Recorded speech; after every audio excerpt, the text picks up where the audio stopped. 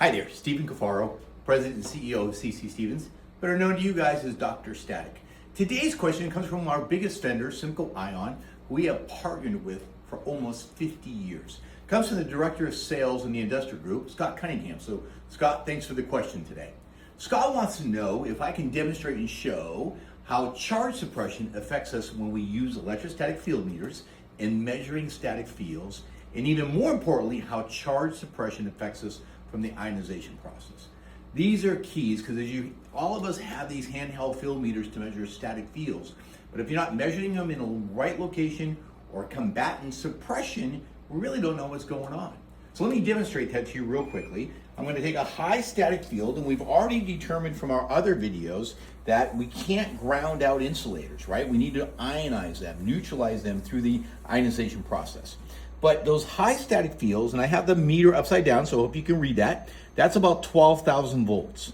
As I get closer to the table, those field lines start collapsing, and once they make contact, those field lines are suppressed. In this state, we can not only not measure those static fields, but I can't neutralize them as well. Remember, in the neutralization process, ions are attracted to fields. So if the field is not showing itself, the ionizer cannot mitigate that field. As you notice, as I pull away from the table, I'm going to have, again, that suppression happening there, but if I go to the front of the disc, you're going to see those fields appear.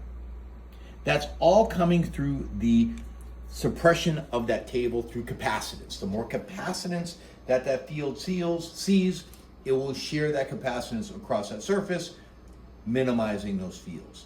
Let me show it one more way. I'm going to use this Scotch tape. Again, I love Scotch tape because it gives me that contact and separation, allows me to demonstrate the high static fields that are accumulated. Let me see if I can get that, boom, just like that. And again, there's my high static field, about 4,000 volts.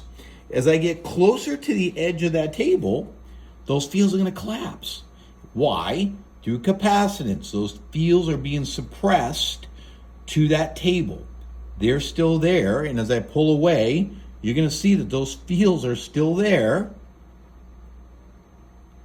and now I have an ability to neutralize them.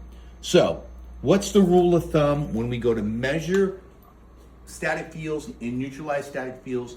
We want gap space. We want air space, gap space on both sides of that insulator to neutralize and to measure. So when you're measuring with your static field meter devices, make sure you're using gap space where that field is not suppressed against the back surface. And we implement our ionization process, either static bars or blowers. Let's make sure we put those products in gap space so those ions actually have fields that they see. Scott, hey, great question. Thanks for that one. A little long, but any questions you have on this one, feel free to reach out to us. Again, www.ccsteven.com, www.drstatic.com, and looking forward to next week's question. Have a great day.